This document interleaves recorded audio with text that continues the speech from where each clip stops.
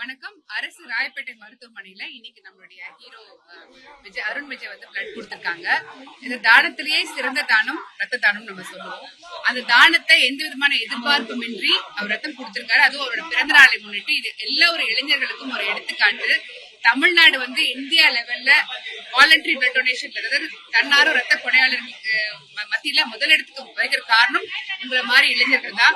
இவர் அது ஒரு எடுத்துக்காட்டு. அதனாலதான் நம்ம ஃபர்ஸ்ட் பிளேஸ்ல வந்திருக்கோம். இது மாதிரி ரெகுலரா எவ்ரி இயர், இதோட 4th year ஒரு பிளட் கொடுக்குறாங்க. இதை ஆர்கனைஸ் பண்ணிருக்கிற நம்மளுடைய தினேஷ், அப்புறமா அவங்களுடைய குழுவினர் அனைவருக்கும், ரசிகர் மன்ற உறுப்பினர் அனைவருக்கும் மனமார்ந்த நன்றி நான் சொல்லிக்கிறேன்.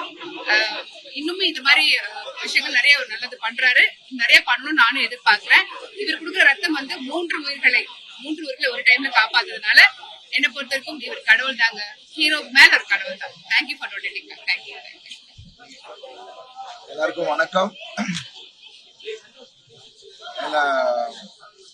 பிறந்த நாளை ஒட்டி ரசிகர் மன்றம்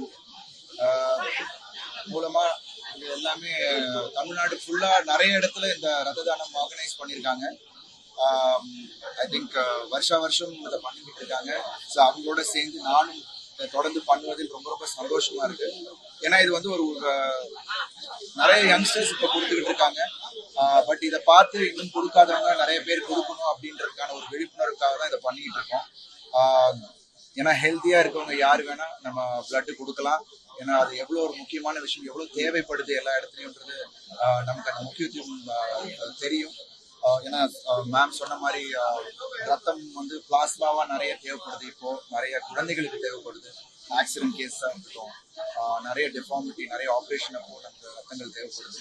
ஸோ நிறைய ஹெல்த்தியா இருக்கவங்க எல்லாரும் வந்து கொடுக்கணுன்றது தான் என்னோட கோரிக்கை இந்த நேரத்தில். அண்ட் தேங்க்ஸ் டு என்னோட ரசிகர்களுக்கு முதல் நன்றி. ஏன்னா இதை தொடர்ந்து தமிழ்நாடு ஃபுல்லாக பண்ணிட்டு இருக்காங்க. Thank you so much. தினேஷ், அமல், அப்புறம் சதீஷ் ஆர்கனைஸ் பண்ணி எல்லா இடத்துலையும் கோஆர்டினேட் பண்ணி பண்ணிட்டு இருக்காங்க. நிறைய விஷயமும் பண்ணிட்டு இருக்காங்க. ரொம்ப சந்தோஷம். காலையில என்னோட ஒவ்வொரு வருஷம் பிறந்தனாலும் நான் உதவும் கரங்கள் போயிட்டு அந்த குழந்தைகளோட சிரிப்புல தான் நான் வந்து என்னோட டேயை ஸ்டார்ட் பண்ணேன். அதுக்கப்புறம் இங்கே வந்து இந்த ஒரு விஷயம் பண்ணணும் அப்படிங்கிற ஒரு ஆசை.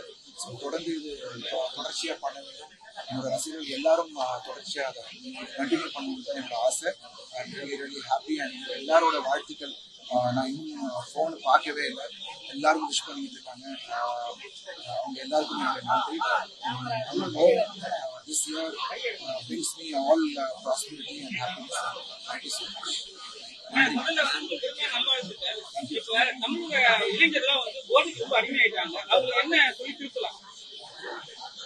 இல்ல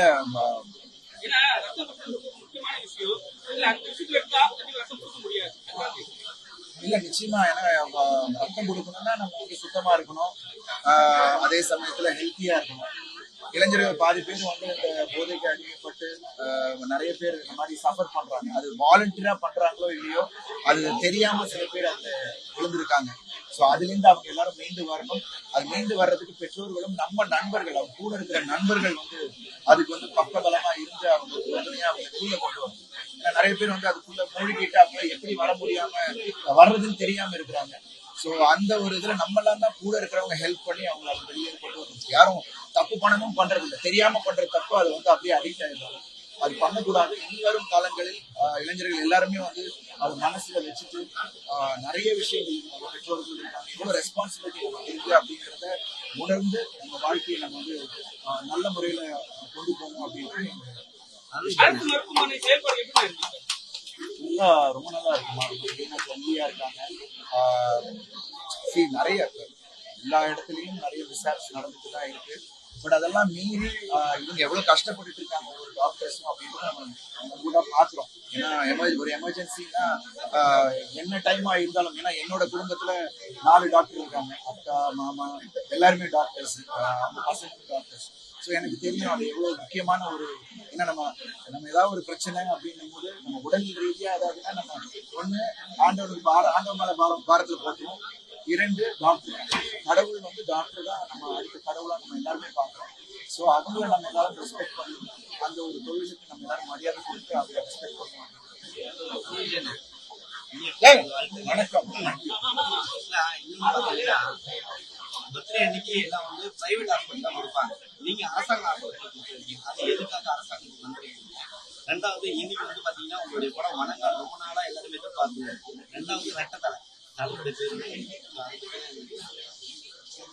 இல்ல கவர்மெண்ட் ஹாஸ்பிட்டல் ஏன்னா இங்க வந்து நான் நிறைய ஏன்னா எல்லாருமே இங்க வந்து செஞ்சுட்டு இருக்காங்க. நம்ம பண்றதுல இன்னும் நிறைய பேர் இங்க வந்து வருவாங்க அப்படின்ற ஒரு ஒரு எதிர்பார்ப்புல தான் பண்றேன். அண்ட் பிளஸ் இங்க எல்லாருமே அவ்வளோ அழகா நடத்திக்கிட்டு இருக்காங்க. நல்லா அவ்வளோ கிளீனா ஒரு விஷயம் இருக்கு. ஸோ இது என்னோட 4வது வருஷம் தொடர்ச்சியா நான் இங்க வந்து பண்றேன். அண்ட் இங்க வரும்போது இந்த ஆயம்மாலாம் பார்க்கும்போது எனக்கு அவ்வளோ ஒரு சந்தோஷம். அண்ட் எல்லாரும் அதை வந்து நம்ம புறக்கணிக்காம ஐ திங்க் இன்னும் மென்மேலும் கவர்மெண்ட் ஹாஸ்பிட்டல்ஸ் இன்னும் அது வந்து கவனம் செலுத்தி இன்னும் பிரைவேட் பேஷண்ட்ஸை கொண்டு வரணும் அப்படின்றது ஆசை எனக்கு. அமெரிக்கா எல்லா அப்ராட்லாம் பார்த்தீங்கன்னா அப்படி பிரைவேட் இதுவே கிடையாது, எல்லாமே கவர்மெண்ட் எய்டட் தான். ஸோ அந்த மாதிரி நம்ம ஊர்லேயும் அந்த ஒரு தரத்துக்கு நம்ம அதெல்லாம் கொண்டு வரணும் அப்படின்றது தான் என்னோட ஆசை. So I'm really happy that இங்கே வந்து நான் பண்ணுறது. ரெண்டாவது வணங்கான் இன்னைக்கு அனௌன்ஸ் பண்ணிருக்காங்க. என்னோட பர்த்டே அப்போ அதுவுமா வணங்கான் வந்து பொங்கல் வரதா அனௌன்ஸ் பண்ணிருக்காங்க. ரொம்ப ரொம்ப சந்தோஷமா இருக்கு. ஒரு பெரிய கிஃப்டா நான் நினைக்கிறேன். வணங்கான் நிச்சயமா என்னோட கெரியர்ல ஒரு மிக முக்கியமான படமா அமையும் அப்படின்னு சந்தேகம் இல்லை. So thanks to Bala sir. நிச்சயமா அது வந்து ஒரு நடிகனா என்ன வேற ஒரு பரிமாணத்தை காட்டும் அப்படின்னு உரிமையான கன்ஃபார்மா இது வந்து ரசிகர்களுக்கு ஒரு சிறந்த படமா இருக்கும் அப்படின்னு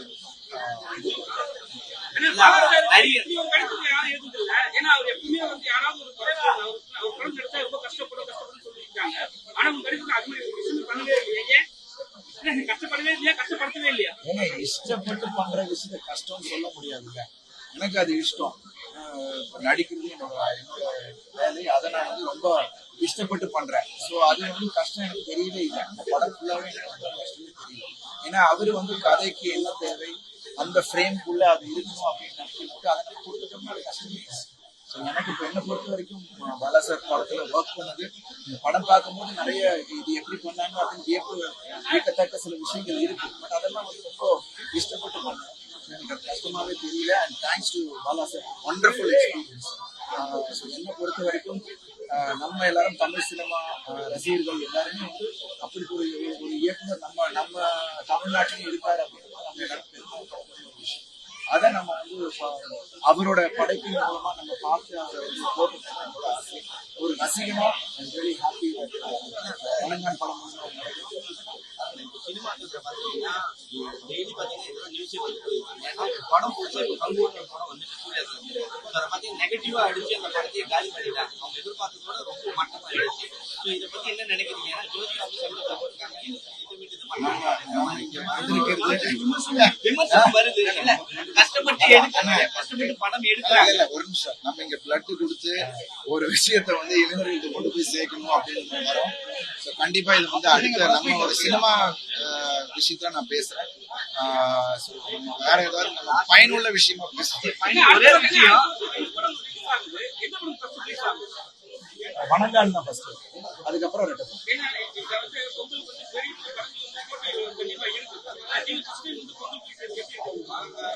எனக்கு மிஷனும் லாஸ்ட் டைம் பொங்கல் மிஷனும் பொங்கல் ரிலீஸ் தான், நல்ல வரவேற்பு கிடைச்சது.